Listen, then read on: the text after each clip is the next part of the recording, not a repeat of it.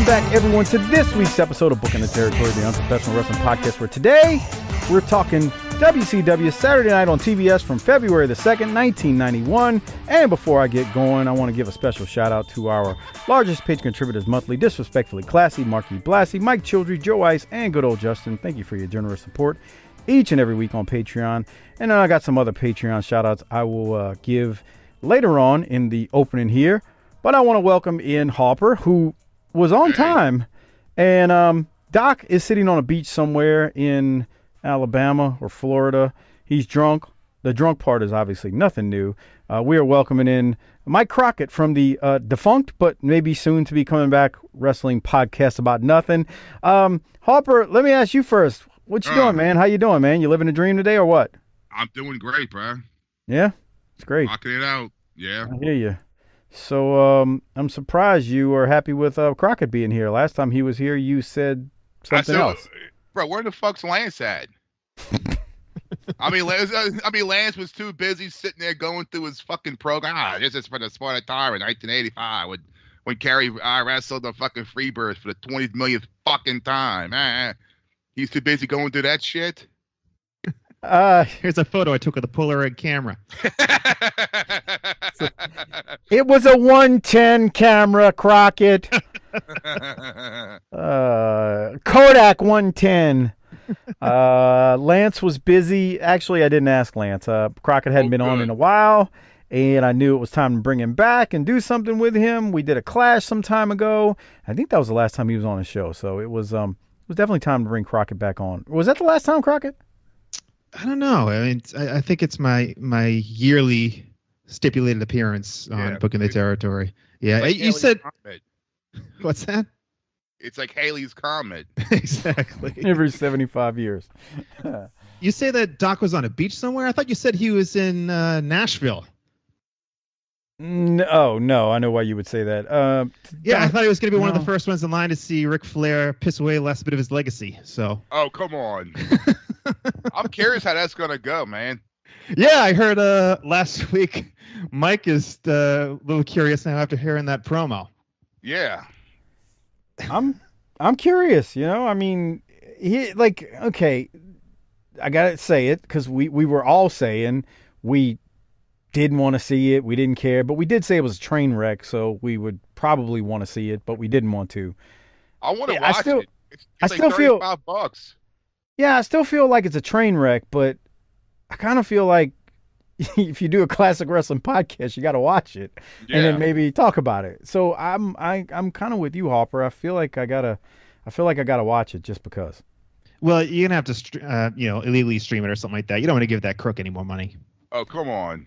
Wow, come on, that con man. Oh, he's 10 times the worker now than he was in the 80s. The way he's nickel and diming everybody. I see you're leaning into the gimmick as found on the Booking the Territory podcast group page. You're leaning into the gimmick of Conrad there in what he does. But it's a train wreck. I can't lie. I kind of want to see it. And it's crazy. Like, so being in New Orleans a couple weeks ago for Wildcat, I'm talking to family members who I don't get to see often and talk to that often, and Friday night, like, they don't follow wrestling, any type of modern wrestling. They don't even casually usually hear about wrestling unless it's something ridiculous from WrestleMania. And one of them was like, what's this shit I hear about Flair wrestling again? And then like, oh, Jesus, I got to explain this. So then I kind of try to start explaining it, and you got to explain. There's so much that a person who hasn't watched anything or seen anything wrestling related for 20 plus years that you got to peel back the onion on and describe that. And I was drunk, so the Hennessy was flowing, and I'm sure I didn't tell a good story as I was trying to explain, Flair coming back to wrestle after all these years. But it's a train wreck. I mean, and I say all that to say these are folks who, haven't thought about wrestling in a very long time that are asking me about Flair. You just tell them that he's an old man trying to catch that high for the last time. Oh, yeah. He's got Crockett. One more in him. Crockett knows. Crockett's been in the ring. Even as a referee, man, is something about that high you get when you walk through that curtain, right, Crockett? That's right. Oh, yeah. He didn't hear no bell. Or you could be like Crockett and count to 3 accidentally, and It happens. It happens occasionally. Did you do that one time? He did a. Oh yeah, he did only on the biggest show that I ever got the chance to referee. I did that the first time ever. I was in the ring. Oh really? You were reffing?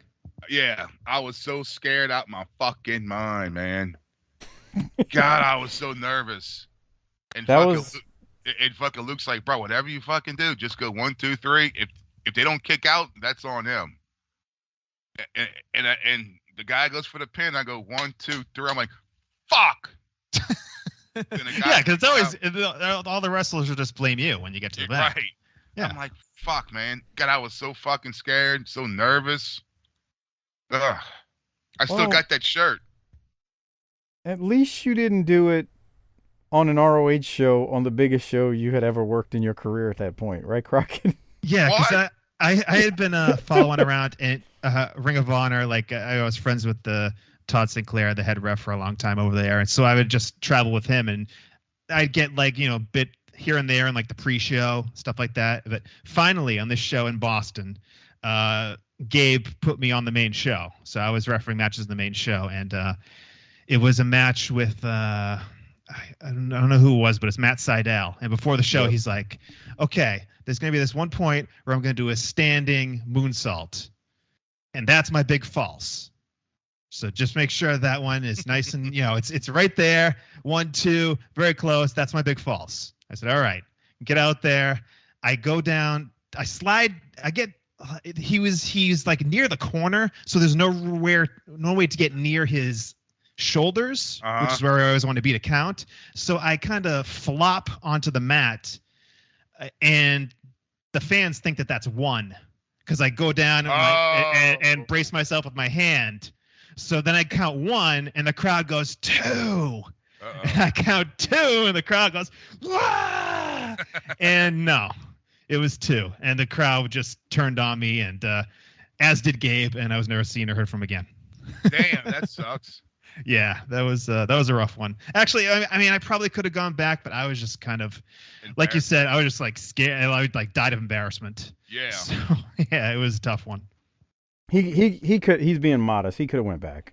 He could have. Yeah, I think so. Crockett was a good ref. That kind of just Harper. We all have something in wrestling that it just eventually breaks us. I think you're getting to that point, maybe. What? Maybe not. No, I'm kidding when I say that. But we all have something in wrestling that just breaks us, and we're like, and sometimes it's just time on the indies that just is like, gave it a good chance, but the run's over.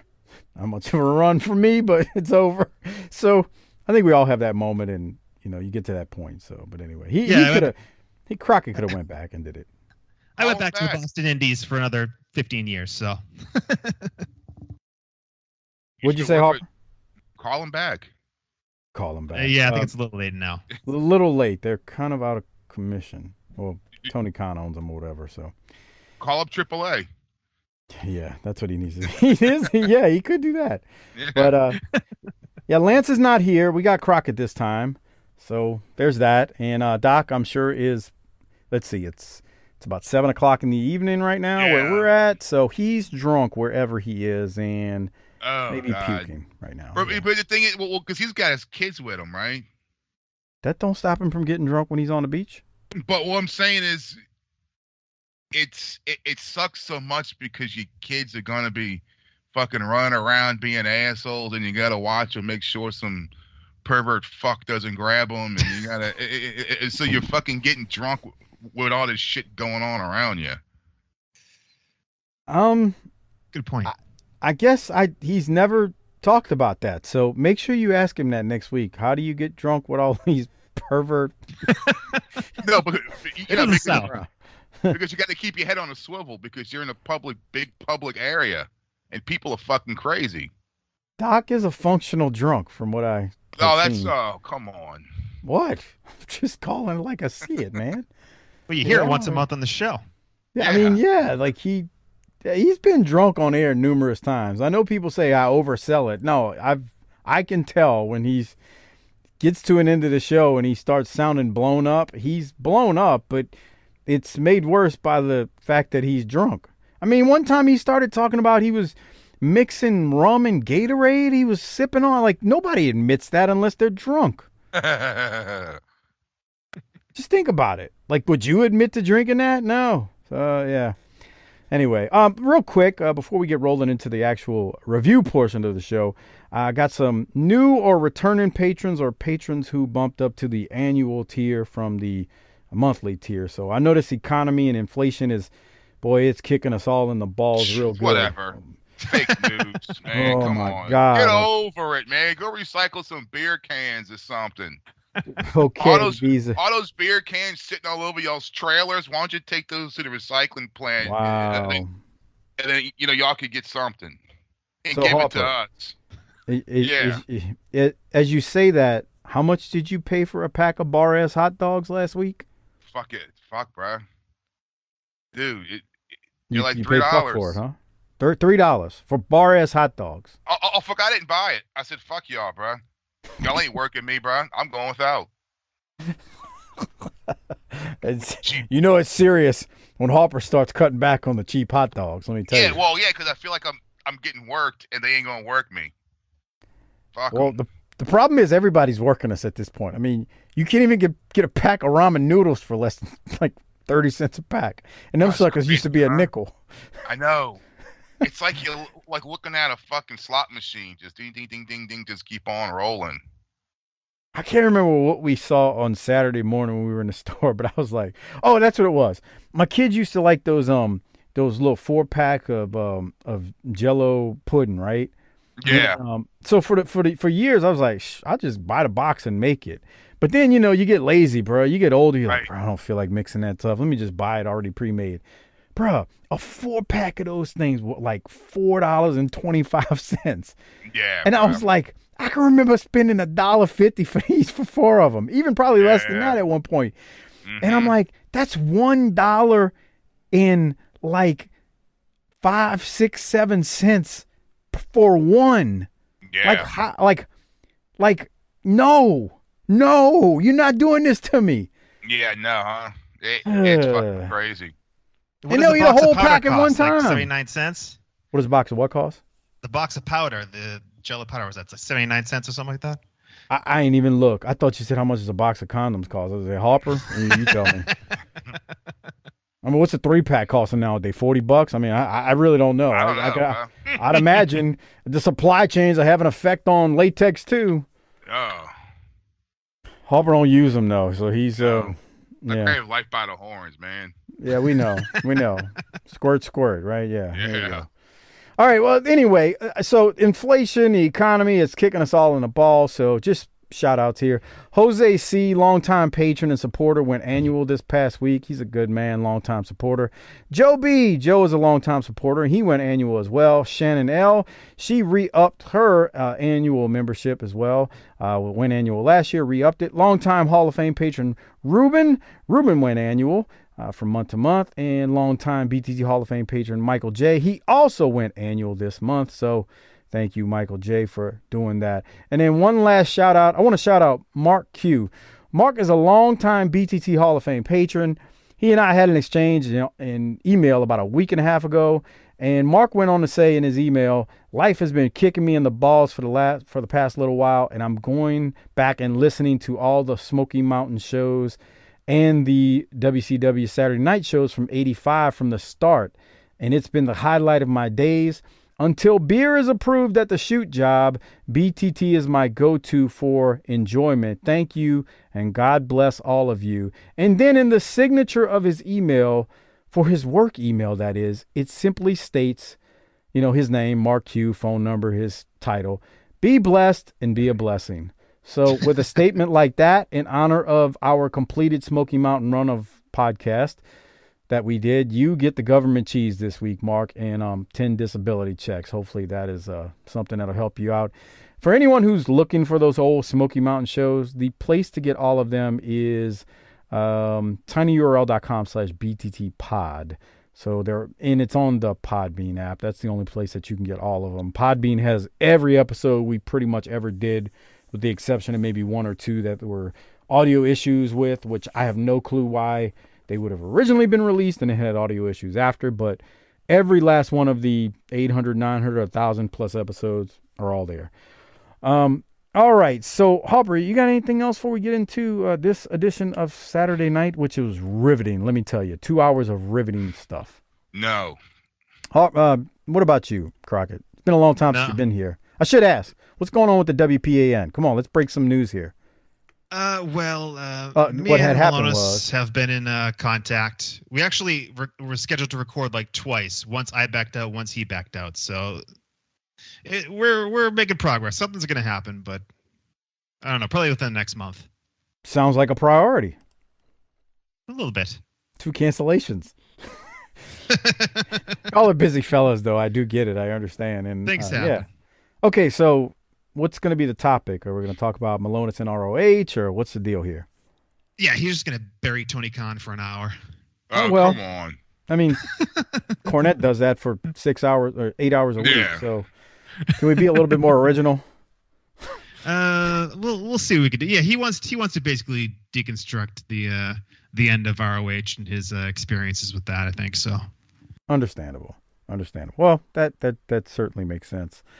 All right, Harper, I did want to ask you something. Now I can't remember what it is, so I'll just keep rolling and we'll go into the Saturday night portion of this thing, and I'll probably remember once we get going. All right, so we're talking Saturday night on TBS, February 2nd, 1991. So we turn the page to the next month, and the show we are reviewing here, it was actually taped on January 21st of 91. And a note from this taping, at least based on the history of WWE.com, is that Michael Wall Street, a.k.a. Mike Rotunda, this is when he walked out and quit. So apparently this is the taping where he told them, nah, bruh, I ain't doing this no more with y'all. So there's that. Now, keep in mind, we've been building up the foundation with him and Alexander York and all that. So we'll see how that goes. And then during the opening moments of the show, they shoot an El Gigante from the floor to ceiling view. And at the end of it, he says in English, I want the belt. Yeah. And then we go to Bob Caudle and JR. And JR says, the Giant wants the world title. I got to give JR credit here. He kept a straight face as he said, the Giant wants the title. Crockett, anything from that riveting opening? The pan up was way too slow. Yeah. This is like the camera work that should be reserved for like Missy Hyatt. You see this in like a Fabulous Ones music video. The way they like his bulge, I counted just for scientific reasons. His bulge is on screen for 5 seconds. God. Okay, so we got to replay it then just to see. Let's see. So here we go. The bulge is on the screen for 5 seconds. See this is the type of stuff we don't get from Doc. So it's slow. Jesus Lord. Oh God. Yeah, this is not good. Oh, we've reached the cock status right here. 1, 2, 3, 4, 5, 6, 7. Oh God. We got giant dong for 7 seconds. I want the belt and a haircut. I hate to say it because Crockett was a WWF guy. When they shot Andre from the back, like where they remember that Saturday night where they had the camera on his back, walking to the ring. That was a great way to show a man's size. This was 7 dong seconds, but like 20 other seconds of taking forever to see the Giant. I agree, Crockett. Boy. Yeah, there's no context. There's nothing like you can't really even tell that he's a super tall guy. It's just with the pen. It's useless. Yeah, and the way they shot it was they just went from low to high, so they weren't even shooting up. Yeah. Like Harper shoots. Oh, never mind. Notice when you said something about Crockett, what he said. I mean, when you said something about Missy, what he said. He was on that one. Couldn't wait. So, yeah, JR is keeping a straight face talking about the Giant, and we got Bob Caudle here.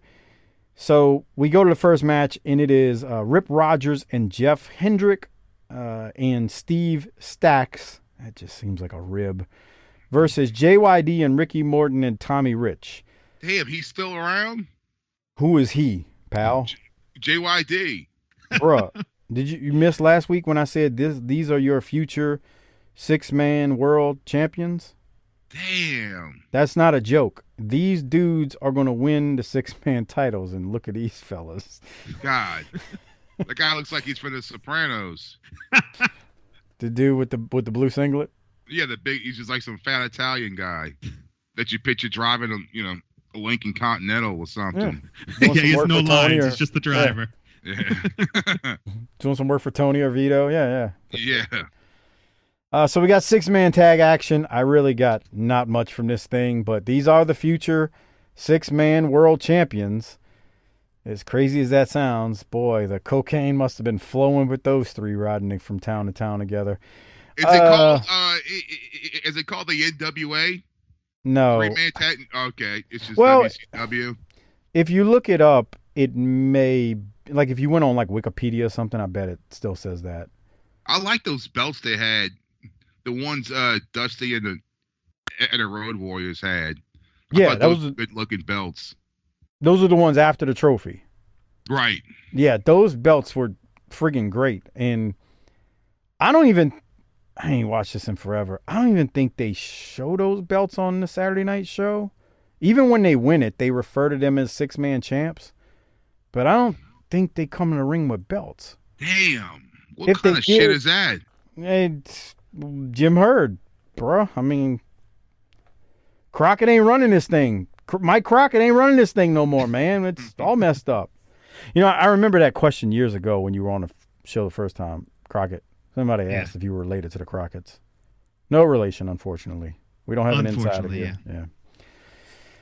Any other thoughts from this barn burner of a matchup where, boy, we were going 6 spots at a time, 1,000,000 miles a second?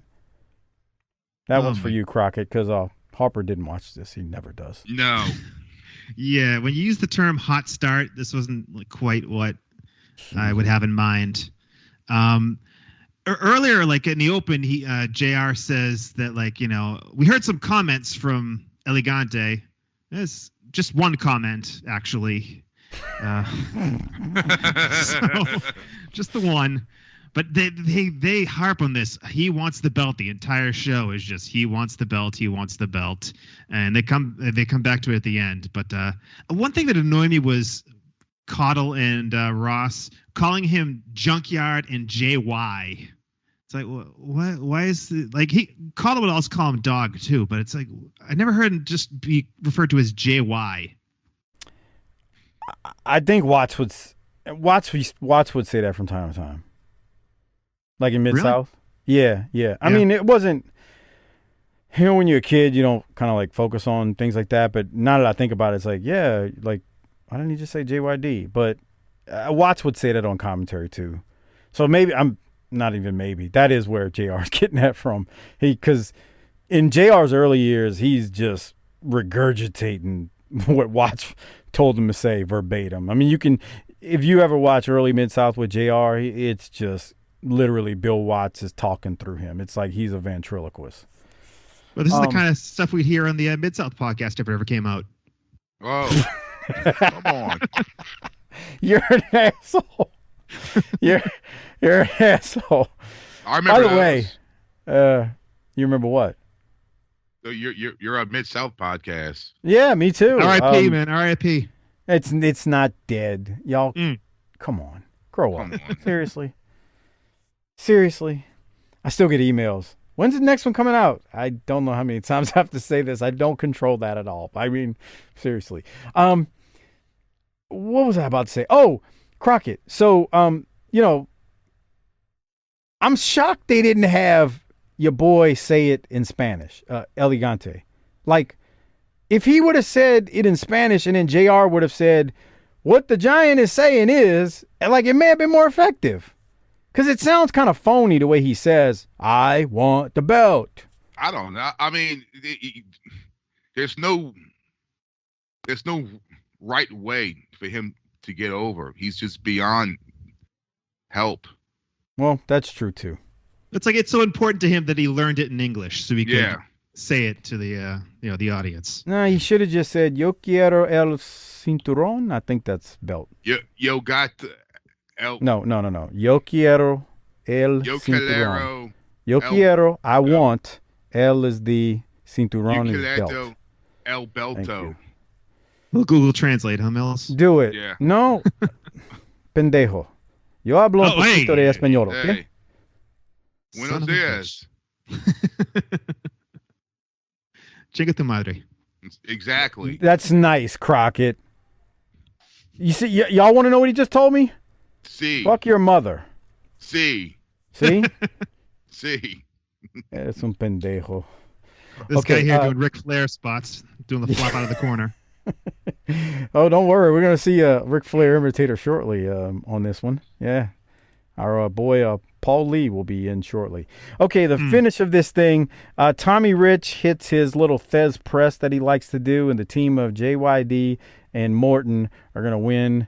And JYD is so big, he needs his two tag partners to carry him through a match, and it breaks my heart because he really wasn't in the ring. He's just immobile at this point in his career, and there's nothing else to really say. Yeah. Any other thoughts on the finish, Crockett? It's not good. It's just three guys having three different matches rather than a 6-man tag team. That's true, huh? Nothing with these guys that joins them together. It's just this press is a finish. It just looks silly. Yeah, look at the replay. He just. Here comes the dog. The big clothesline by the dog. Oh. He's blown up right there, too. He took everything in him to throw that lariat.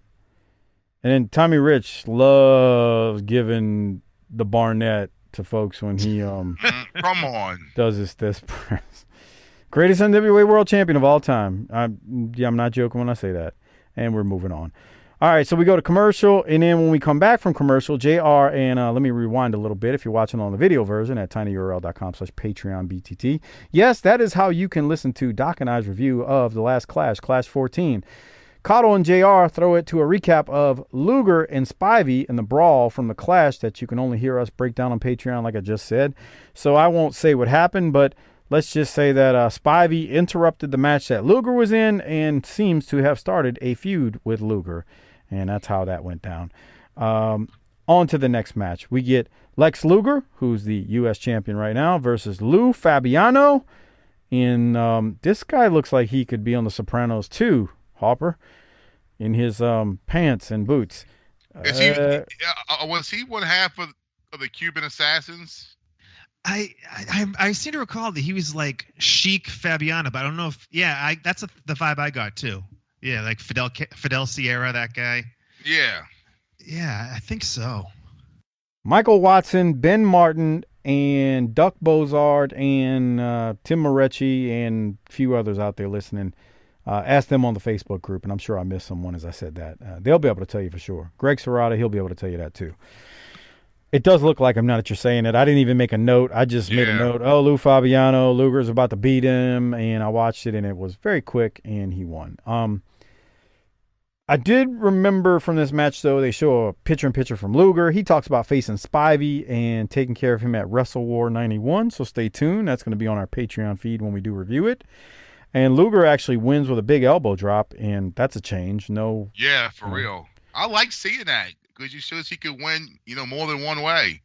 Yeah, do something different, right? Right, but dude, that's what I hate. It's like, if it's not their finisher, they can't pin them. Like, no matter what happens. He probably thought he couldn't get the guy up in the rack. Oh, yeah, maybe so. Yeah, the guy would probably say, oh, well, I don't know if I could take that. All right, well, I'll just give a big elbow. He put Mr. Hughes in the rack, though. And he's a big dude, so I don't know. But it could be something to that. He was like, man, I'm not lifting you up. I don't feel like it today.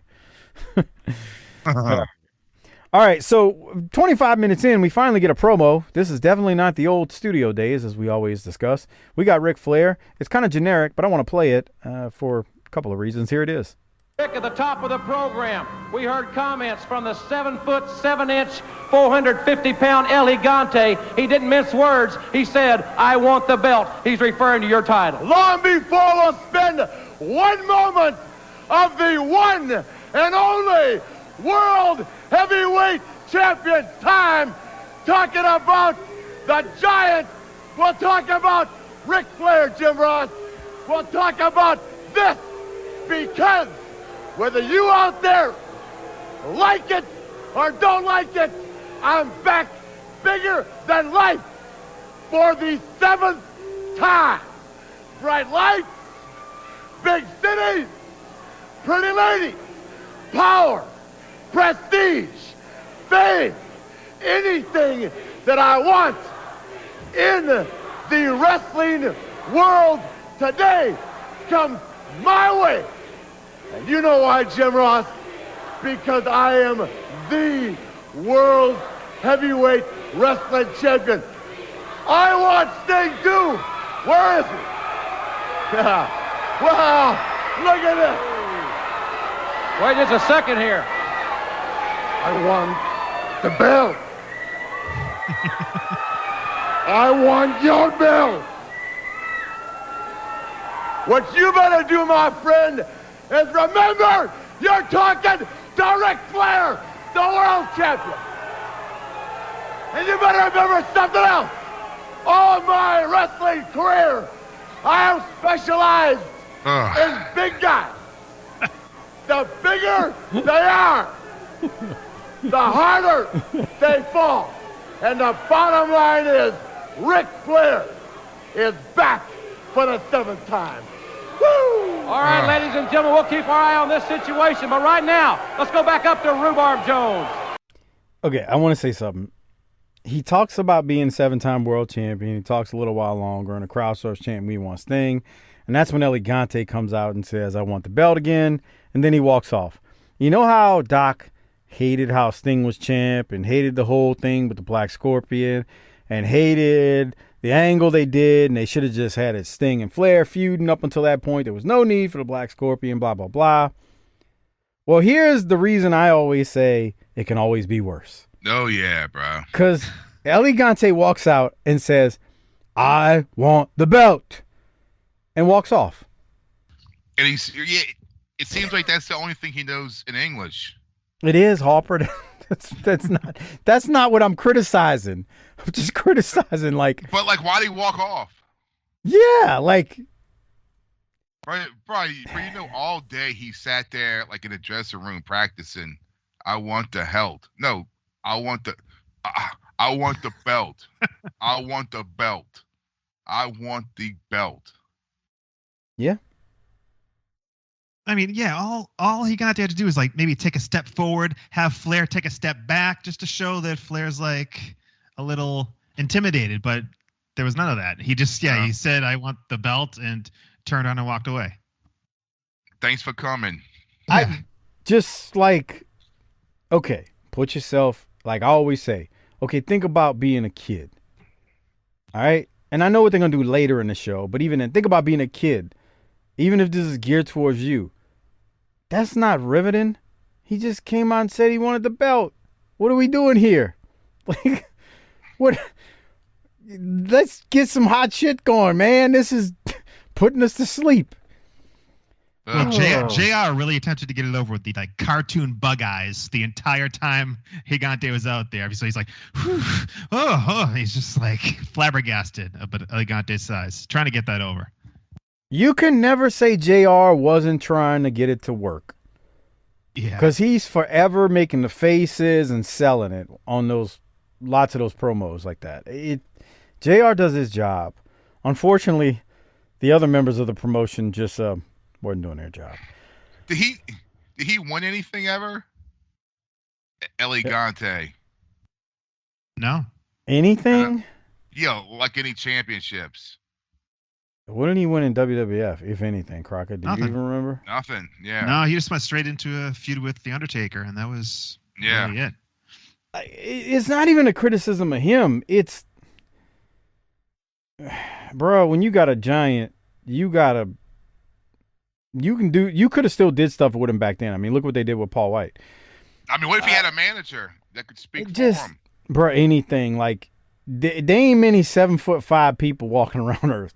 So you could do something with them. It's just like Kevin Sullivan, I think Heyman used to say all the time, man, hide the negatives, accentuate the positives, and just do that to the best of your ability. And you could do something. This dude obviously wasn't ready. And Why is he talking? I don't need him talking. Get somebody else to talk for him, like Harper just said. Get him a manager. Yeah. Oh, man. I hate getting accused of constantly beating this stuff up, but, I mean, what are we supposed to do here? Well, let's keep moving. We got the Red Rooster. I'm sorry, Terry Come Taylor versus Dave Diamond. Yes, Dave Diamond. Not Diamond Dave, our famous Dave Jordan out there who helps with the Facebook group and who is a big-time BTT Hall of Fame patron. But Dave Diamond is actually this guy's name. And we have no Alexander York out here with Terry Taylor. And the reason I mention that is because during the Clash, it was announced that Taylor was the newest member of the York Foundation. But this was actually taped before the Clash, so that's why York's not out there with him. Let me go to you, Crockett. Anything from this one? I mean, Terry Taylor was being a little generous with giving Dave Diamond a bunch of near falls, but they were pretty sloppy, and he was kind of like slow to feet up. And then Taylor just like drills him in the face with the clothesline and bloodies the guy's nose. Mm-hmm. So that was the excitement we got out of this matchup. Yeah. And then when he pins him, he says something to him. Watch. He's and then when he gets up, he says something. He apologized, Harper. Yeah. Oh, really? Because he kind of says, okay. Oh, well. I think he apologized because he hit him with that drop kick, and then the lariat right there. I don't know if that's what did it, but he potatoed him and bloodied his nose. Oh, well, that's good. If you apologize, you think the Road Warriors would have done that? No, not a chance. I mean, I joke about it, but that's actually nice on Terry Taylor's part to apologize to the dude. Even like when he hits him on the chest during the pin, I think that's his way. I know that's his way of doing it too. But if you watch the 5-arm, he didn't even touch him. Watch the 5-arm on the replay on a slow-mo. He don't touch him. He never touched him.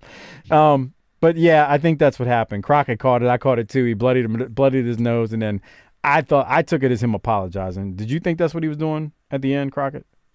Yeah, he's definitely saying something like that, like I'll help clean you up afterwards or whatever. Yeah, my bad, kid. Sorry about that.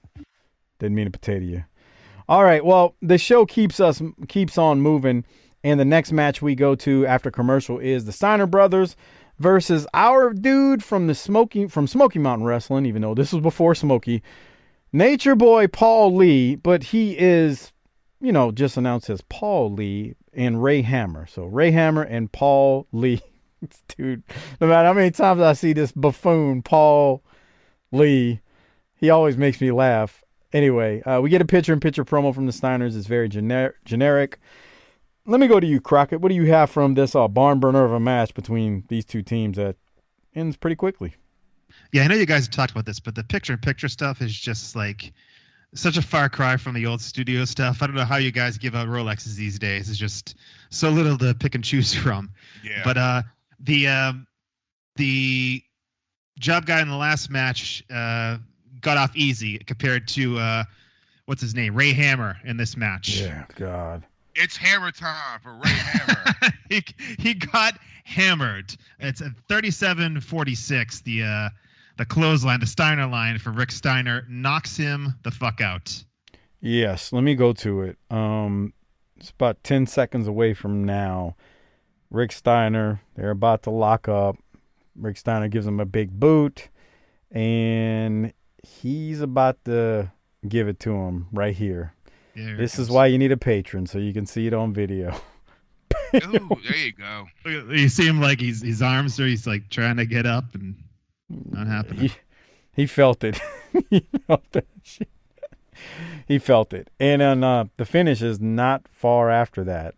After that was light. The elbow looks bad. That his hair. Yeah, that's like. Is that like early '90s stupidity? Yeah, white trash, I guess. This is what you did in the '90s. Boys and girls just kind of drag guy over to the corner.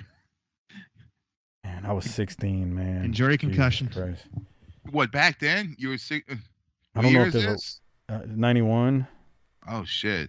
Well, I hadn't made 16 yet, but my point being. That was like 14. What a time to be alive. 13, 14, yeah. Oh boy. Mm. There we go. 17. Oh, come on, bro. He didn't post. Well, he went up, and Scott's just strong enough to just muscling him up, even without a post. Yeah, he was looking for the tilt-a-whirl, but it ended up Yeah, being he just like was- a regular side slam. Yep, and then there's the Frankensteiner onto. Yeah, I did not have any Paulie. confidence in the Frankensteiner after seeing that tilt-a-whirl, but it turned out to be half decent. If you want, go back and watch the replay of the Frankensteiner too. Scott must have told him before the match, like, make sure your arms don't get in the way when you do the Frankensteiner. Watch how he hits the ropes with his arms completely at his side.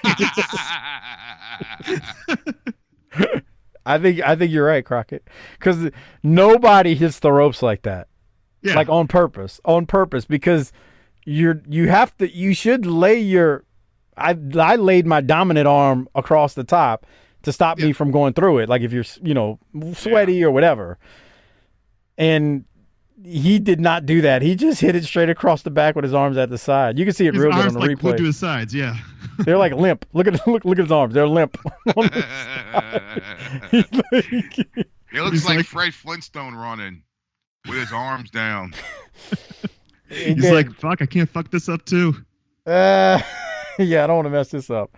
Here's that lariat one more time. The Western Union fastest way to send money segment. That dude got knocked out, man. Oh. All right. Well, we go to commercial, and then when we come back from commercial, we go to the wrestling wrap-up segment. And these are actually pretty cool. I won't play the whole thing, but because it's Gordon Soley hosting the wrestling wrap-up, and sometimes it's replays, but other times like this, I thought this was good to do. It's Gordon Soley. He's talking about Stan Hansen versus Vader. This is from the Tokyo Dome, and they're wrestling each other, and we're actually going to see a good bit of this here.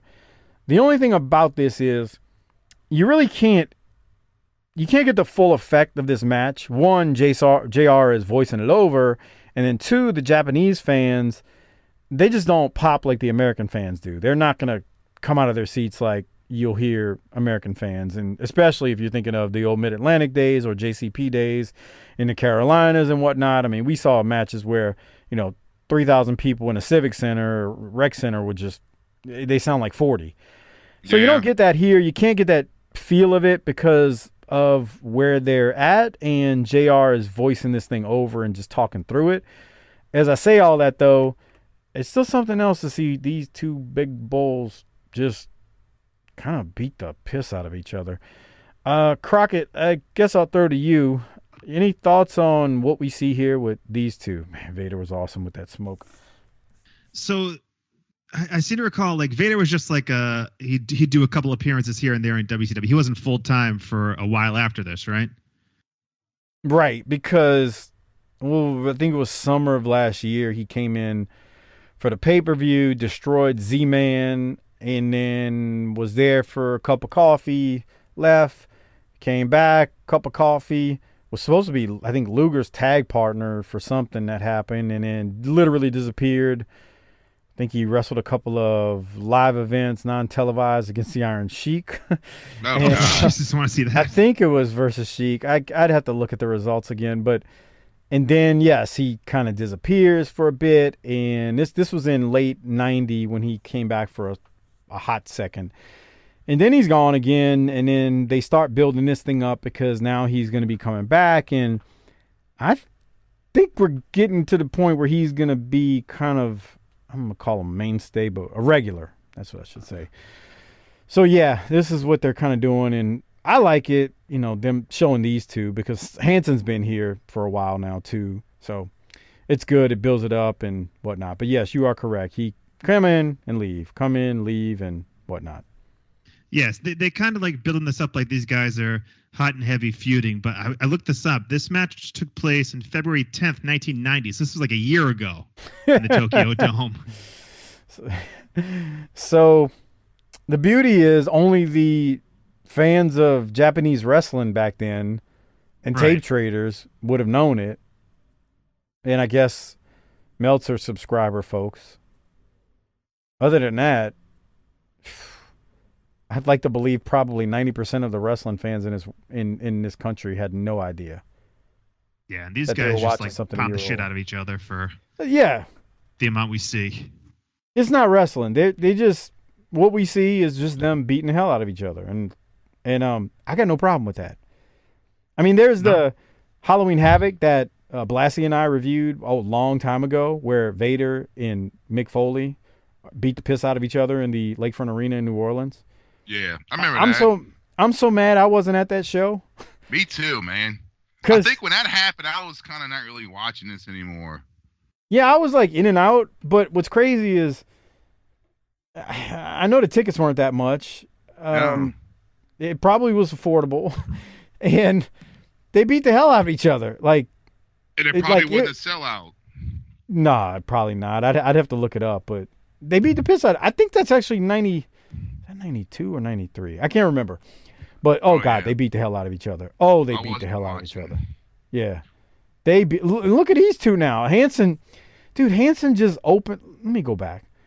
Look at Vader's throwing bombs with these elbows at Hanson's head, and then watch Hanson fire back at him with the slaps. Watch Vader with these elbows.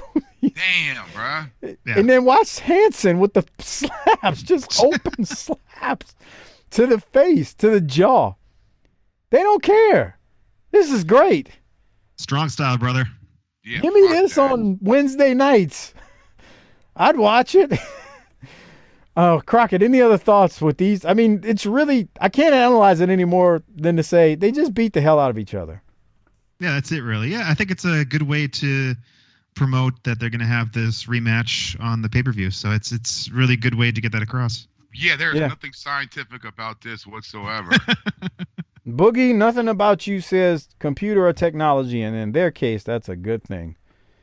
I mean, what are Damn. they, like 5 minutes in and not one spot's been called? Yeah, not one bump, I don't think. Look at those elbows. This is a crime. I mean, Get in there, ref. this happens anywhere else in the world outside of a ring, they're arrested. Anyway, all right. Fuck.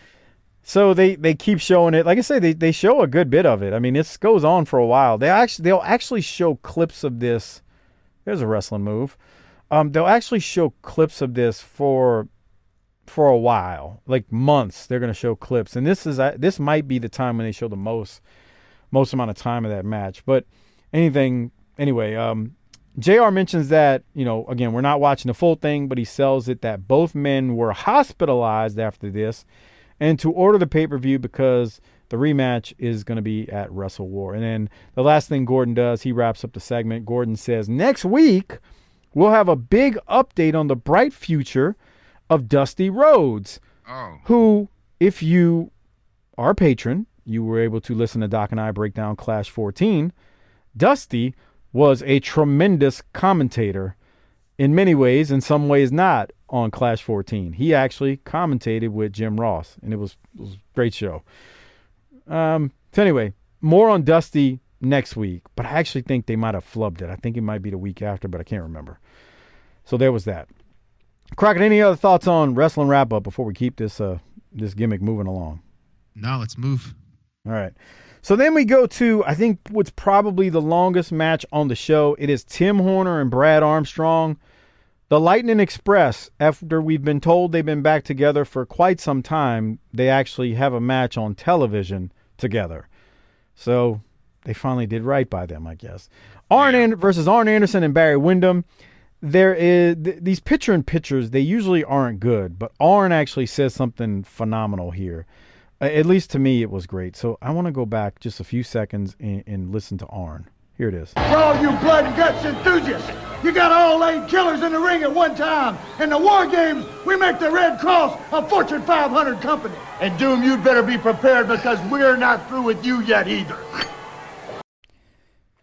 I don't know. I thought that was good. Arn, quick picture-in-picture because, we can't get studio promos anymore from one of the greatest talkers ever.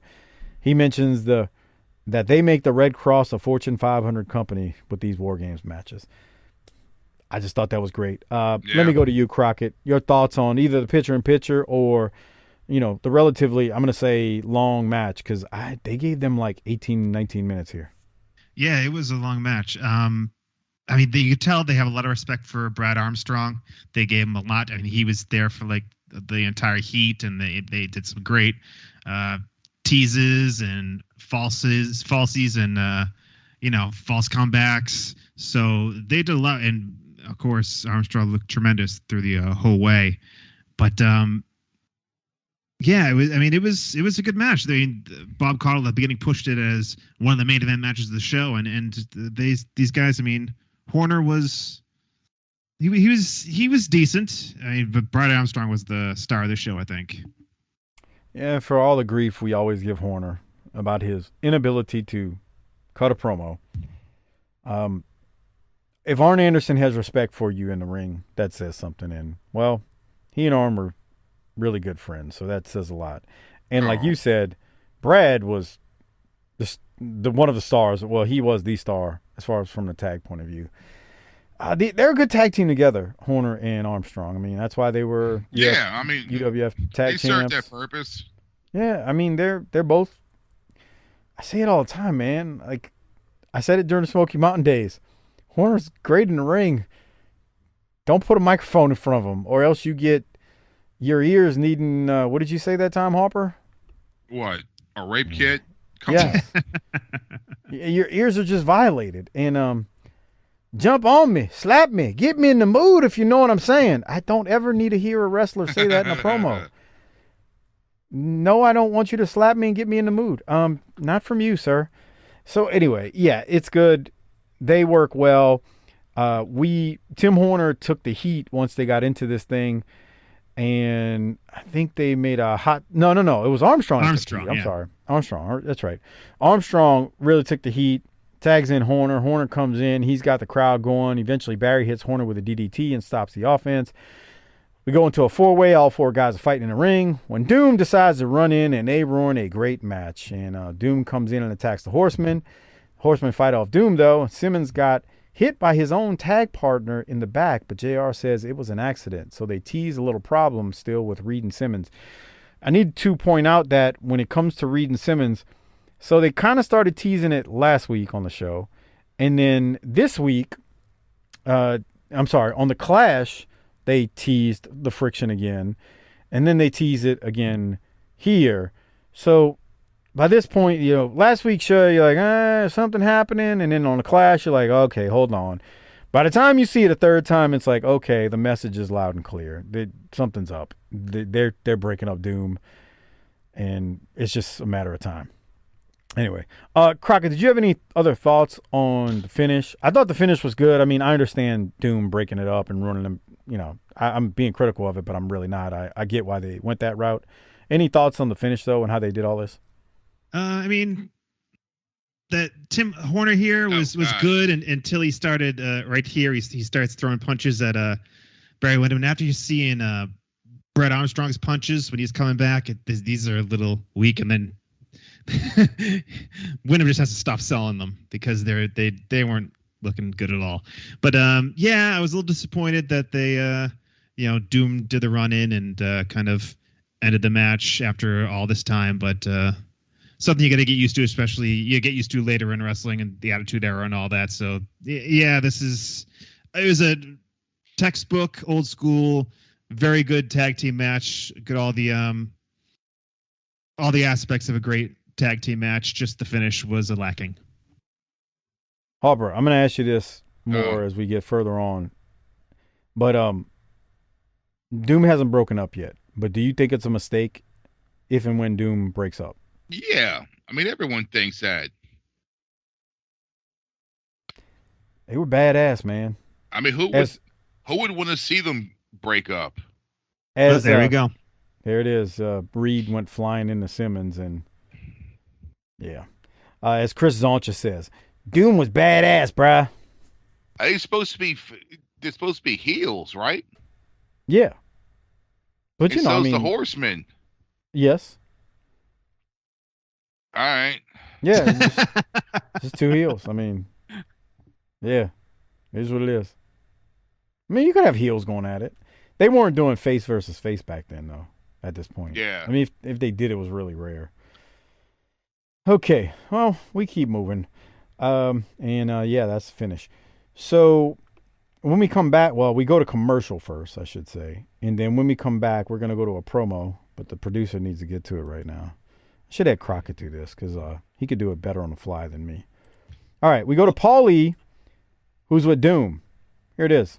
Time have entered a danger zone of their very own because as the World Tag Team Champions, they have everybody breathing down their neck. Now, gentlemen, nobody knows better than I the value of a great manager, and I got to be real honest with you, after seeing that fight, you are sorely in need of the leadership of your manager, Mr. Theodore R. Long. Where is Teddy? Let me tell you something right now, Paulie. Don't you worry about Teddy Long. He take care of business. He down in Florida buying condos. He buying a condo for me. He buying a condo for him. And he buying a condo for Big Brad. Hey, hold it, brother. I don't know if you remember what just took place right here. This ain't about buying no condos. This ain't about no big houses and big cars. If we don't get back with what made us the World Tag Team Champion, we're gonna lose what's very valuable to us, and that's them belts. Worry about it, man. We gonna take care of business. We are teams. And we've always been together, and we're going to stay together. But listen, you can't buy a condo if you ain't got money, and those belts are money to me, and this interview is over. It's over? But I wanted to ask you where Teddy Long... See, obviously what we got here is a situation. What I need to do right now is find Mr. Theodore R. Long and bring him right out here on the danger zone. And right now, we're going up to the ring. Boy, Paulie overdoes it. When he's in his element here, you can tell he's still working on it. Anyway, Crockett, any thoughts on what we got going on here? No, I mean, where is Teddy? When's the last time we've seen him? It's been a while, huh? So since that them and Flair thing, right? No, we've seen him since then. He was a part of that friction when they were kind of getting into it a couple weeks ago, or they kind of were. Simmons was like kind of looking at Teddy and Reed and we're like, y'all need to get y'all focused together. I don't know. So we've seen him. It's been 2 to 3 weeks. But I tell you this, he's not here today, and he also wasn't on the Clash. During their match, he wasn't out there with them. So they're kind of like Teddy's not focused and Simmons is not happy about it. That's what I was saying when they initially started teasing this thing a while back. It was like, okay, maybe it's just nothing. But then, it keeps going, and then you get to the Clash and you see some more friction, and then you see this. It's like, all right, it's just a matter of time. But Simmons makes a lot of sense. We need them world tag title belts. We're going to keep making his money. And those belts are money, and he's pissed. Like, he's not happy with his tag partner or his manager right now, so more to come. But Teddy's around, but Teddy's lack of focus is what we're being led to believe. All right, so we keep moving. The next match, it is the Freebirds versus Rick Hardrock and Reno Riggins. Smoky Mountains, Reno Riggins. Yeah. Rick Hardrock. That definitely, as we said a while back, has to be a rib of some sorts on someone. Crockett, since Harper didn't watch it, I'll throw it to you. What do you have from this barn burner of a matchup with Steven Jaworski's favorite wrestler of all time, Michael Hayes? I mean, yeah, it's a tag match. Not doesn't really resemble the last match we saw, but you don't say. No. That's nice. Well, like for the 15th time, JR reiterates that El Gigante wants the belt. So we did hear that, and we did hear that Ross will talk to him later on. So another thing I want to talk about, like they use a DDT as their finish here. The Freebird DDT, as Jim Ross calls it, and Barry Windham just used the DDT the prior match. This, I don't know. This happened a lot, I think, in WCW, where no one's like protecting their finishes. I don't know, like what if people just aren't talking or if they don't care. I don't get it. So, Crockett, you were in the locker rooms. You've heard all these old timers. Like, we didn't learn that stuff by just making it up. You would hear these old timers, and I was around in the 90s. They would, late 90s, mid to late 90s, they would talk about those things. But then when you go back and watch the wrestling from those days, you see lots of hypocrisy from the stuff these old timers would say. Everything was airtight, brother. And, they never did the things that they would claim that you shouldn't do. And then you see it all the time. And that's just one, that one's so obvious, we don't even point it out.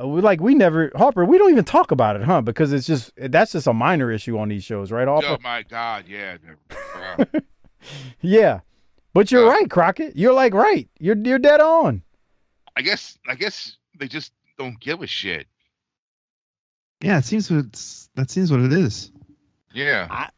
The Jaworski, that buffoon Jaworski just cranked one off to Hayes wiggling his hips. I mean, nothing against you. I think he gained some weight, huh? Hayes? Yeah. Oh, hell yeah. You could see the gut. Yeah. Mm-hmm. Definitely. A few years ago, when he worked a series of matches with Flair in like January of, was it 89? Right. Oh Something my like God. that. I think it was 89. Oh my God. Maybe it was 88. I can't remember. He was in such good shape. Oh God. He was lean. Like, he wasn't muscular and like cut, but he was lean. Yeah. But he's ripping and running the roads with Jimmy Garvin now, and he ain't nothing lean. Yeah, these yellow tights aren't hiding those love handles. No. Mm-mm. That's his Hogan outfit, orange and yellow, I think. But yeah, the love handles in the belly are poking out on Hayes right here for sure. But to your point, Crockett, yeah, nobody's protecting. That's like, it's funny because we never talk about that, but it is obvious. It's what happens every episode. I don't say every, but it happens all the time. But you know what? To them old timers, everything was airtight, brother. You know what I like? I like to hear when Malonis would be on this show, Crockett, sometimes. Yeah. He would imitate Kowalski. He actually does a good Kowalski. I think it's required if you're from this area. Yeah, from the Boston area. He was talking about like when he was breaking in and training, and he was running a spot. I don't know. He may have been running it with Hanson, and they were in the ring, and I don't know if it was a tackle, drop down, something, and something one of them did, and Kowalski's sitting on his chair on the outside, and he just jumps up out of his chair when he sees it. He's fake. I can't do it. Malonis can do it. Yeah. Well, you weren't at the school at the time, right? When Kowalski was still training? I was around. Yeah. Okay. He'd come in one day a week. Gotcha. All right. Yeah. Anyway, let's keep moving because the Freebirds and Rick Hard Rock and Reno Riggins are not putting butts in the seats. Hayes does hit Riggins with the DDT, and that's a wrap. I think it's coming right here. The heels get the cheer at that. Here's the DDT. Here it comes. And look, he's pointing to the fans. Yeah, they want to see it. I mean, they're responding. Yeah. Oh, yeah. Yum. Just a face full of phallus. Mm. Right. Face full. Jesus Christ. All right. Well, let's keep the show moving, and we're going to go to the next match. Hopefully I didn't go too far. Oh, I didn't. I hit it right on the money. We got Sid Vicious, who is taking on a gentleman by the name of Philip Parrish. Sid just destroys this kid, and after the match, the fake EMTs are back to put the guy back on the stretcher after Sid knocks him off the stretcher, and Sid attacks them and the stretcher and the ref, and the crowd's going nuts. Harper, you asked a second ago about the Four Horsemen, and aren't they heels? And Doc asked last week, is Sid a horseman? He is. Look at the graphic behind him on the picture-in-picture. The logo's behind him. But you wouldn't know it because, Sid wasn't my thing. I say it all the time, but, man, he is getting ridiculous cheers as he pummels this poor bastard. Like, they are popping for Sid. And Crockett, were you a Sid guy? Did you like Sid? I mean, were you a big Sid fan back then? Maybe not. I was at his WWF debut. What was it, 93, I guess, or 90, somewhere in 92 maybe. He debuted in the Worcester Center in Massachusetts, and I brought a sign. I had a Sid sign. Oh. So yeah, Sid Justice rules the world. So yeah, I was a big Sid fan. I mean, how could you not be? He's just very, very impressive, dominant guy. I didn't dislike him. It just something was missing for me with Sid. Now, as I say that, when you watch guys like Norman and some of the other BS we've seen, you're like, like Harper says, Sid looks like he just stepped out of a Marvel comic. So Yeah, pretty much. he at least looks like a star, unlike Norman. Chuck, I'm sorry. I said you were drunk last week when you were trying to talk to me about Norman. But, man, the only thing I got out of the conversation was Calgary and Maka Singh. So I figured, you were talking about Norman. I love you, Chuck. Should have bought you more beer, but you were already pretty gone, man. So Come on. I love Chuck. Chuck's a good dude. He's hilarious, man. But he was so drunk at the Wildcat show. I was trying to go back and watch Sid just hit this nasty power bomb on his kid. What did you think about this power bomb? This happens weekly, Crockett. But any thoughts on Sid breaking this guy in half? No, it's. I remember back in the day, this was like revolutionary. I think he was the first guy I saw do a power bomb. So it was. He just like I said, he was just an impressive guy. It was hard not to be drawn to him. God, yeah. Look how big he is. Oh yeah. The guy's shoulders. Traps, shoulders. Yeah.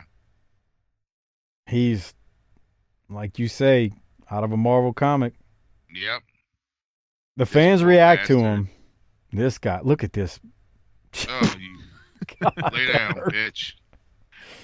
He hit him in the back of the head with that lariat. Oh, my God.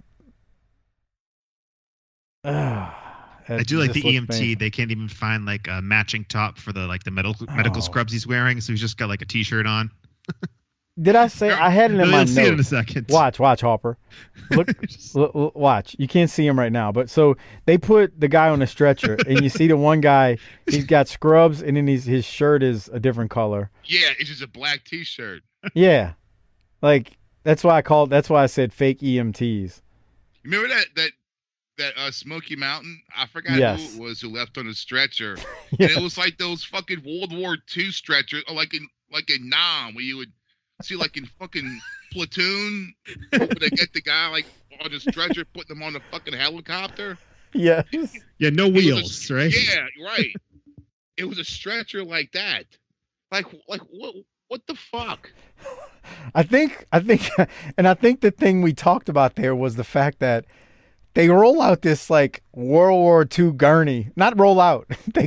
They bring out this World War II or Vietnam stretcher, and Harper's like, I don't remember what you said, but it was something like, "Damn, dude, how the hell is that thing like?" The fact that thing is still in a high school gym in the Smoky Mountains in 1993, like, I don't know if I should be shocked or not shocked that stretcher is somehow there, because nobody brought that to the building. Right. Like, I can't see what a wrestler or even Cornette like having that as a souvenir or something to bring it with them. And I forget who it was that got just obliterated. I don't even remember what it was about. Maybe it was when they were doing the master angle or whatever. Yeah. But they roll out they carry out the stretcher. And then didn't like somebody come back out and attack the guy, or they accidentally dropped the poor sap off the stretcher?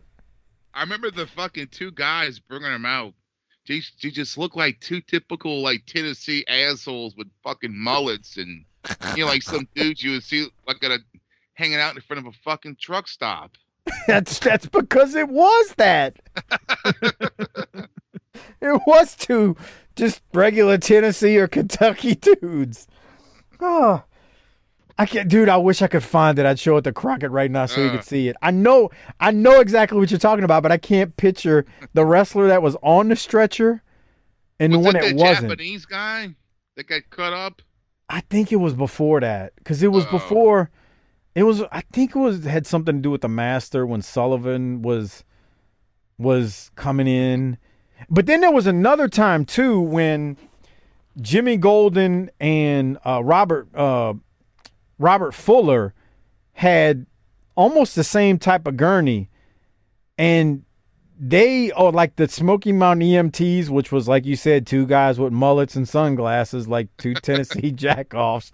They start carrying the guy out, and and Fuller and Golden come out and just throw the poor bastard off the freaking stretcher. and we're just dying laughing because why not? You know, it was hilarious. But I think we saw that 1970s Vietnam stretcher twice.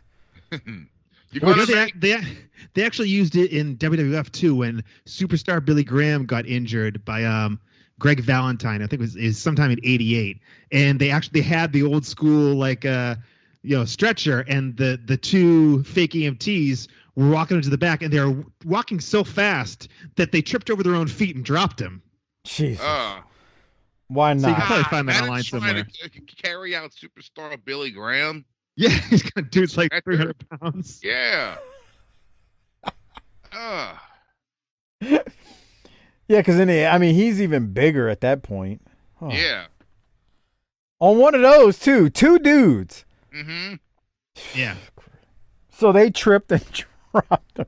Yeah, he went tumbling out. So that's on television somewhere. Yeah, it was on like Wrestling Challenge, I think. Oh, one of them, yeah. Yeah. 88. Yeah. Well, God bless America and the Vietnam stretchers. Again, I don't know if I'm shocked or entertained by the fact that they still had one in '93 in Smoky Mountain. That's just a few years after the Vietnam War, Harper, and it looked like it was something from World War II or Vietnam at the latest. All right. Well, we'll keep moving. Let's go now to Brian Pillman. This is a very awkward promo. Here it is. I'm here with Brian Pillman, and on February 24th, live from Phoenix, Arizona, exclusively on pay-per-view, it's going to be the War Games, and you're involved in a match that's going to have not one, but two rings sitting side by side, surrounded in steel with a top on it. How have you prepared for this match? Well, Missy, I've competed in a lot of very physical football games and wrestling matches throughout my career, but there's no question the brutality of War Games is going to make this the most vicious physical confrontation I've ever been involved with.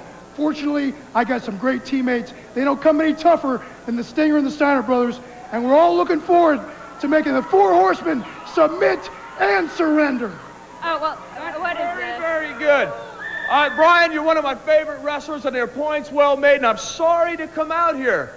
But, I come out here week after week talking to the championship committee, trying to get my point across. I think you understand. You stand in line, people get in front of you, they keep passing you, and sooner or later you have to do something about it.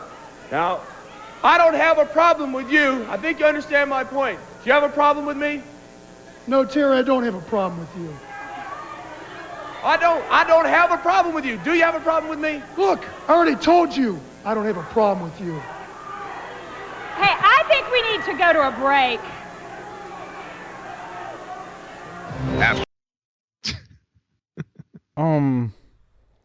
I felt like somebody missed a line there or something. Well, what did you? I don't know, Crockett. What did you think? Yeah, there's definitely something missing there. Yeah, it does. Like first thing I said in my notes here, awkward. So, yeah, the fact that he says it twice in a row, Terry Taylor. I don't have a problem with you. Do you have a problem with me? The second time, he says it the first time, and Pillman's like, "No, I don't have a problem with you." Then he says him again, so he has to say it differently. So he points in his face like, "Look, no, I don't have a problem with you." It's like he's like all aggressive, but still telling me he doesn't have a problem with him. It's kind of sounds like he has a problem with him. I was waiting for something else from one of them, and it just seemed really odd. And then Taylor staring at him like, "Please say something else," and I don't know. It was real awkward. Just something's missing. I don't know what the point of that was. I don't know. And like you said, that they're already going in a different direction with Terry Taylor. So why cut this out? Why? Yeah. Why air it? Yeah. Taylor's already on the Clash. They botched that. They Taylor made man, right? Well, they Okay, Terrence Taylor. No. What happened was during the intros, not Rhubarb Jones, Gary Michael Capetta says, "The computerized man of the '90s, Terry Taylor," and Taylor looks at him like, "Dude, why are you saying that?" And then earlier in the show, Alexandra York says, "I'm going to announce who my new guy is," and then in the match, she does a picture-in-picture announcing that it's Taylor, but it was already blown because the announcer already said he was a computerized man in the '90s. And then she comes out during the match as she's scouting him like she hasn't decided yet. It was all botched up. They did the WCW thing or the Von Erich thing on that one. All messed up. Yeah, I was gonna say that. That's textbook WCW. Yeah. It was.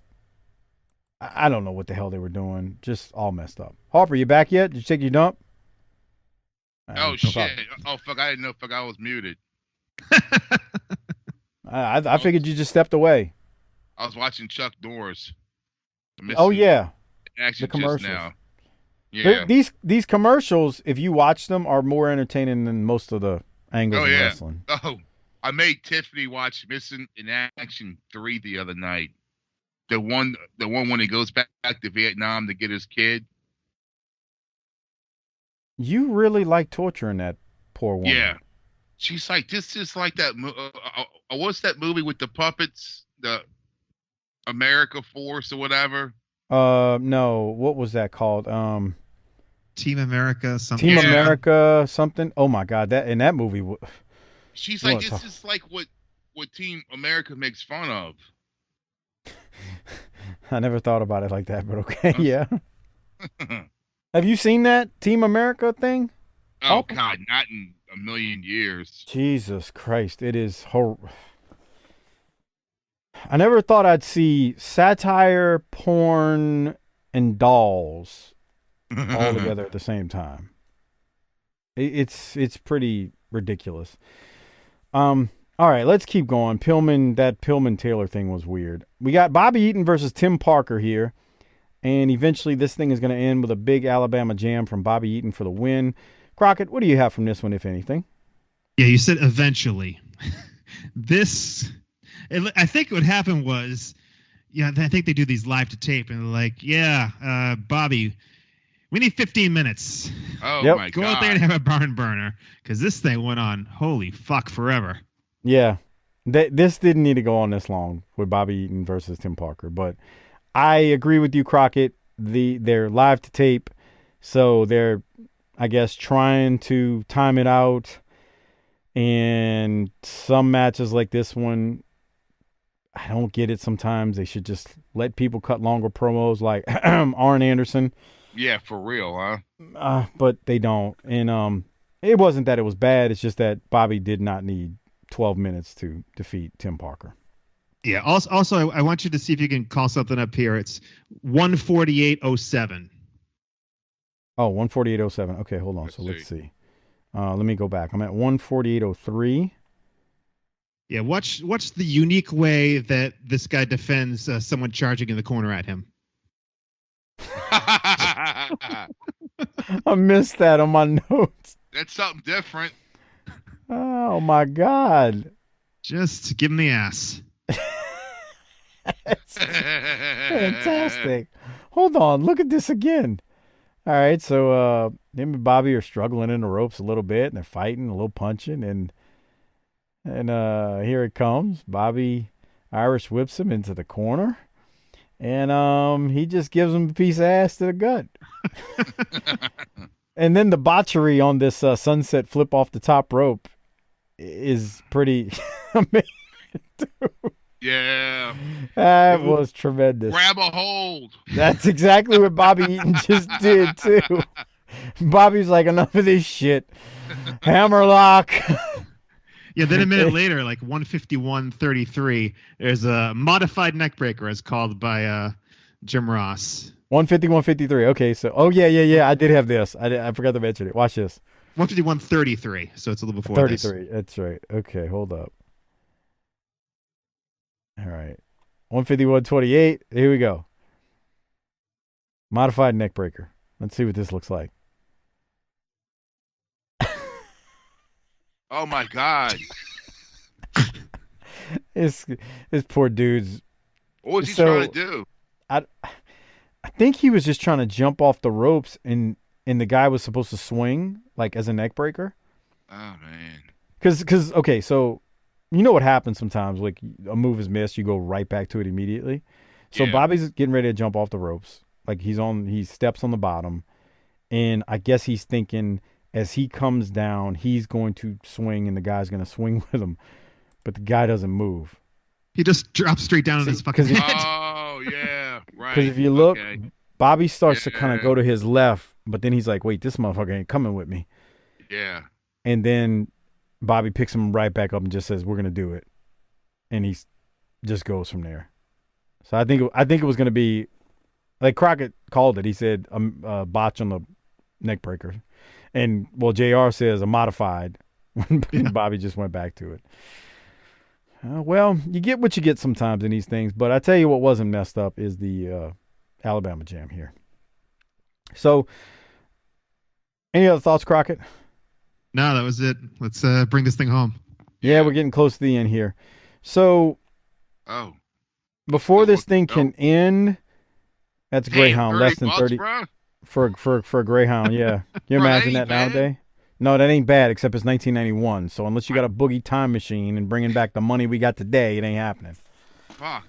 I mean, I know. no.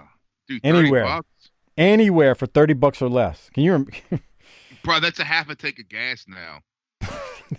half? Dude, that's not even a half. Depending on the car you have.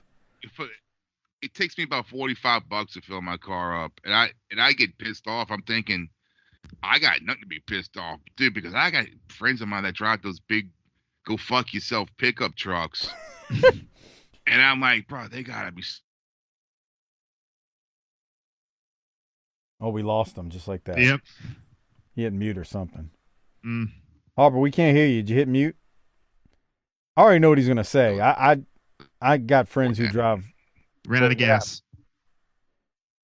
Harper, you there? Yeah. I said, okay, you were saying you got friends that drive big pickup trucks, and then you cut out. Oh yeah, I'm thinking, dude, they gotta be spending $150 or more just to fill their fucking shit up. I have the mid-size truck, so it's not even the Yeah. one that burns like the Folds Right. do. It's about 90 for me right now, Damn. Jesus. and that's not even a lot. Like, and keep in mind, I don't do a lot of driving, so like I could fill up, and it might be 3-4 weeks before I'm filling up again. Oh really? Well, fuck, that's good. Yeah, but like to the point you're making, I know this is Texas. I know people with trucks that they're blowing through 120 every time they fill up. Jesus, dude, if you got kids and run around and man, bro. My good friend is a home inspector, and he owns a roofing company. Oh God. And the Dallas Metroplex is huge. Bruh, he fills his up twice a week at over $100 every time. Damn, bro. I mean, he ain't got no choice. Like, he's self-employed, right? Like, it's not like he can just go, well, let me go buy a little 4-cylinder car. Like, Right. that ain't how it works when you have a business like that. So who Right. pays the cost of that is customers. He's got to raise his prices because it's costing him more to get place to place. Yeah. I saw Ford did that little Ford Maverick truck. You saw that thing? Yeah, so that is, I believe I read it's built on it's a unibody. So it's not the frame is not a traditional pickup, and I don't think it's got a ton of towing power. But if you're one of those type of people who don't like driving a car and want to drive a truck, it's a good option but it's relatively small by today's like small truck standards. So that's the only thing. Like if you see one, like there's a dude who drives around my neighborhood. He's got one, and I was out in the front yard one day, and I saw him drive by, and I was like, "Damn, that thing's small. Like it's not real big at all. Like I So think I don't. it's like a compact, and the Ranger is a mid-size, right? And the Yeah, 'cause- F-150 is full. Yeah, they don't. They don't consider like today. Remember back in the day, the like compact trucks, they were actually like really small, like those old Yeah. Nissan. The and Toyota. Subaru Brat. Remember that one? I don't even remember that one. No. Harper, you What was it remember that? called? The Brat. The Brat. Was that like a Mitsubishi or something? I think it was Subaru. Oh. It's like a Oh. small truck. Yeah. You gonna make me Yeah. Google this. They were real little bitty things. They were kind of like a. Yeah. They were little bitty things. Subaru Brat? Yeah, BRAT. Subaru. Maybe it's not Subaru. I don't know. Yeah, it is. I can't. Hold on. I gotta Yeah. see this. A Brat. Oh Jesus Christ! That's not even a. That's like a car. I think it was like an El Camino. Yeah, it looks like an El Camino almost. It's Yeah. got but it's got like a It's got a little bed. Yeah. With the 2 seats in the back. Holy crap. Dude, there's a picture. This dude's got his 2 kids strapped in the back of that sunbuck. I see. Yeah, I'm looking Oh at it my too, yeah. God. That is tremendous. Oh, y'all got to Google this out there if you listen to it. Subaru Brat. I don't remember that. I remember the El Caminos, obviously. But the old Nissans, even like the Chevy S10s, Harper, even the Yeah. Rangers, like back in the day, they were like real small, like super duper small. Yeah. I was having this conversation with one of our patrons, Travis Raines, one day, because he's a mechanic, and we were talking about trucks nowadays and how, like the midsize, like the Rangers, Colorados, they're not like, they're actually the size of like what a full size truck used to be, like a long time ago. So it's just weird how trucks are now. I don't know how we got on this tangent, but. Gas. Jesus, Gas, yeah. gas prices. Now I know why you're kissing all these patrons' asses all the time. They're filling up your tank. Yeah. Luckily, I only got to fill up every 3 to 4 weeks, bruh. I can't imagine having to drive in I cannot imagine people that are putting like 40 miles to 80 miles on their car every day, like commuting. Oh my God. And like in the area we live in, that is not unrealistic that you would have to drive that far daily to work. Yeah, I used to have an hour commute there and back. Yeah, man. I Terrible. can't imagine like dude, me and my wife were talking about just grocery prices, how much more we're spending like a month feeding a family.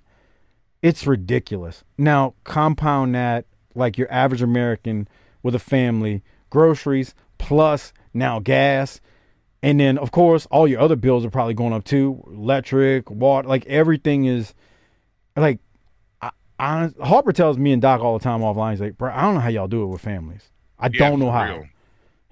He's like a bar of hot dogs is $5 now. A thing of hot dogs is $4. Like Yeah. you used to be able to The get hot cheap dogs shit for brand. 59 cents for the cheap brand, and then 79 cents for the buns. Like you basically had a meal for a family off of $2. now you're spending $10 for those 2 items. Not 10, you know what I'm saying. All right, let's get back to the show. El Gigante, because we got to close this thing out. We're in the home stretch now. Yeah. El Gigante is back, and he's going to repeat a few things he's been repeating throughout the show with JR. In the background, you'll see Brian Pillman and the Cruel Connection because they're getting ready to wrestle. But we got to hear from El Gigante one more time. Welcome back, everyone, to TBS and World Championship Wrestling. As you can easily see, I'm here with the biggest athlete in sports, 7 feet 7 inch, 450-pound El Gigante. I don't know Spanish very well, and I know you do not know English very well. We'll try to conduct this interview, but you made the statement. Tell us one more time, what is it that you want? I want the belt. Yo quiero el And of course, cinturón. the belt he's talking about is the belt held by the world's heavyweight champion. Hey! I told you! If you want the belt, you deal with Flair. me, pal! Not him! And not the public! I'm Ric Flair! And don't forget it! Rick, let's don't start anything right here. There it is! We got another match. We got a match in the ring here. 7 times! 7 times! The world champion, pal! Lose 11! You got it! Come on.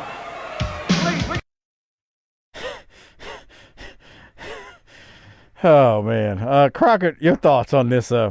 I want the belt. Yeah, I wasn't sure what he was going to say, but I'm glad now that I know he does still indeed. Over these 2 hours, I know it's a long 2 hours. Maybe he would have changed his mind, but no, he still wants the belt. Harper, any thoughts? Bruh.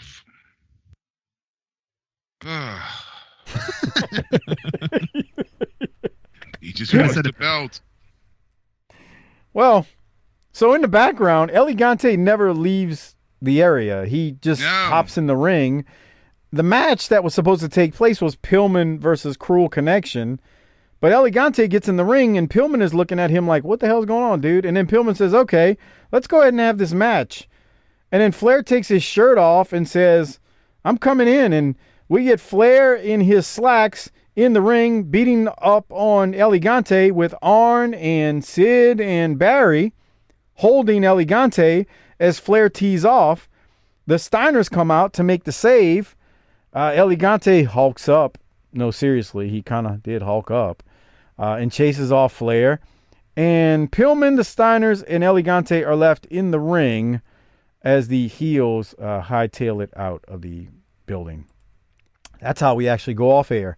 Well, good for I want the belt. And that is a wrap on the actual review portion of the show. So before we rate it and hand out a Rolex, I need to throw it to you, Crockett. Any thoughts on how this thing ended? I mean, the best part of it was Cruel Connection. If you see that, Pillman like kind of cheers Gigante on and backs out of the ring.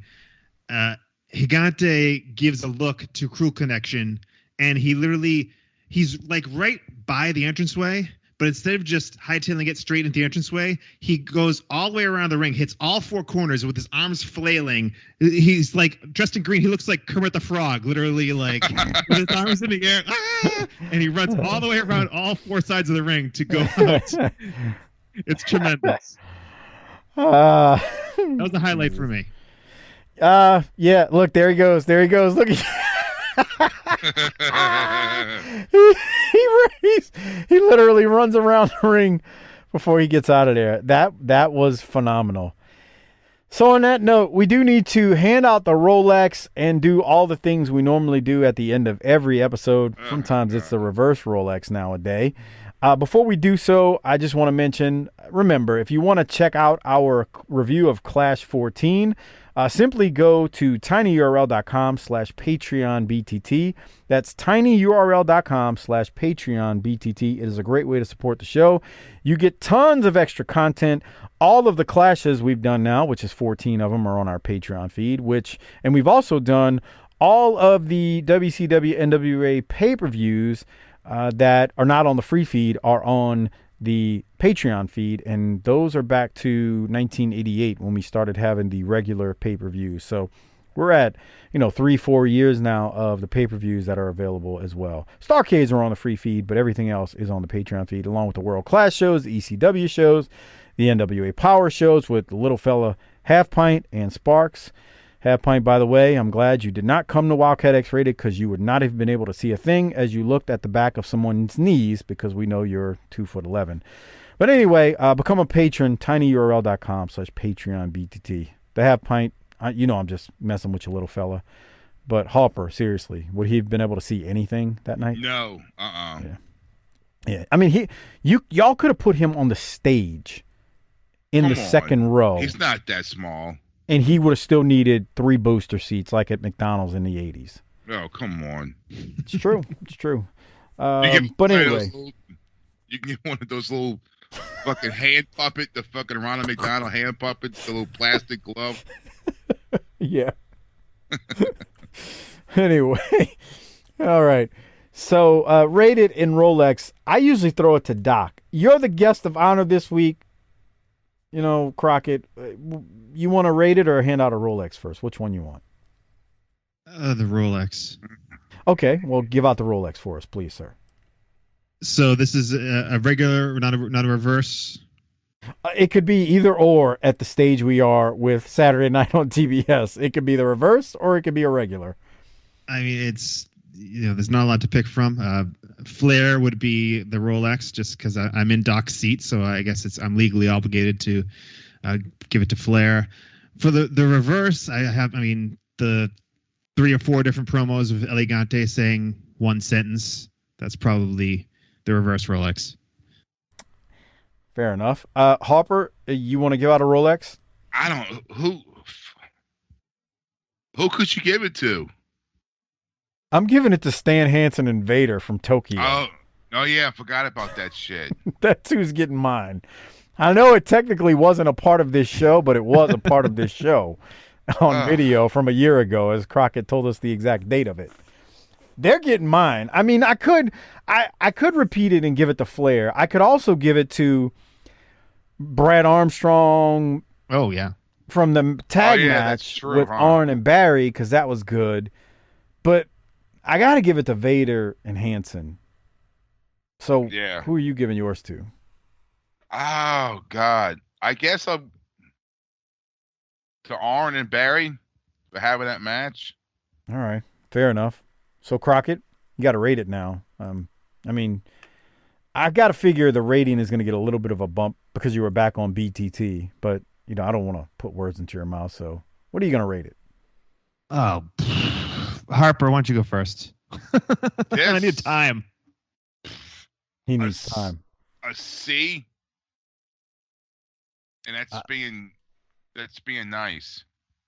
Yeah, I'm going to give it a C+. And that's being nice. Yeah. Maybe a B-. I'm on the fence. C+, B-. I can't decide. What about you, Crockett? Yeah, I think I'm gonna have to stick with C2. I mean, it would be a fail without that tag match, but that tag match kind of brings it up to just about average. Yeah. Fair enough, and that is a fair point. So before we get out of here, one more thing I got to do. First off, check out Our Vantage Point, the Retro Wrestling Podcast with Joe Murata and Michael Quinn. The northern version of BTT, slightly classier, definitely more professional. Oh my God, they're 10 times more professional than this mud show outfit that we do here, but still fun nonetheless. They support us, please support them. So check them out. Thanks, Joe and Quinn, for all the plugs, and give them a listen if you support us especially. They're independents just like us. They work hard. They put on a consistent product. So shout out to OVP. And check out the Bottom Line Cast with Mike Prue and JV. Mike Prue and JV are Boston guys, or I would say Boston. That might be incorrect. Northeastern fellas, just like Crockett. New England. So yeah. They're New England fellas, just like Crockett. So check out Mike Prue and JV. And Mike Prue, we missed you at Wildcat, but I know you said you're going to come next year. Just couldn't make it this year. Whatever. So bring your co-host. Well, he made it last year from New England. So there's that. Yeah, he came all the way down. It was a lot of fun. So he'll be there. He says he'll be there next year as well with JV. Right. So we shall see. But check out Mike Prue and JV on the Bottom Line Cast. And remember, they do the show on ECW on our Patreon feed as well. So thanks to all they do. Real quick, one other thing I got to mention before I throw it to Crockett and Harper for some closing thoughts. If you want a video shout out, relationship advice, whatever, you want Harper to cut a promo on your friends or family, he will do it for a small price of $20. But That's first, right. You must email him to chrisharper16 wildcat with a K at gmail.com. That's chrisharper16 wildcat with a K at gmail.com. And then PayPal him $20 to cc30388 cc at yahoo.com. And if you missed any of that, check the show description. It is in the notes. Before Still $20, even with inflation, huh? That's even with inflation. I know, right? Bruh, the only thing that has gone up, with BTT is shirts on the Pro Wrestling Tees store, and that's because you can't sell shirts and break even or take a loss. That's the only thing that's gone up. Yeah. And that's it. Other than that, the Patreon's the same. You know, Harper's videos are the same through all this inflation. Because, I mean, if I truly adjusted this stuff for inflation from the time this show started or the Patreon started, I think we'd be, Patreon, if you're a $5 Patreon member, it's probably around $7 or $8 easy. So nobody's raised that. Harper's not bumped up his prices to $25. Right. So we're trying to be one of the good ones. Wow. Mark for edit. What? My God. He doesn't mean it like that. Apologize, Harper. You're sorry. I'm sorry. Whatever. Okay, that's what I thought. Crockett, anything before we get out of here? I want to thank you for coming back. No, it's been tremendous. Thanks so much for having me back. Like I said, if you were a fan of the WPAN, the wrestling podcast about nothing, if you're still subscribed to that feed, or if you're not, it's still there. You can subscribe to it. Something will be coming probably sometime this month with me and Malonis, and Malonis will hopefully just destroy Tony Khan and talk about how Ring of Honor sucks now that he's not there. So check it out. Wrestling Podcast About Nothing, probably coming soon to that feed. Not on the BTT feed, unfortunately. So yeah, that offer was made when y'all decided to shut the show down. Offer's still open if it does become a regular thing, by the way. So real quick, are all the old shows still on the WPAN feed? I never unsubscribed, so it's still on my phone showing all the shows, but I haven't tried to download anything in a while because I listened to all of them, 200 of them back in the day. So are all the shows still there if somebody wanted to listen to them? Oh yeah, I've still been paying for it like a dumbass. No, come on. Grow up, Crockett. I mean, it's not that bad, is it?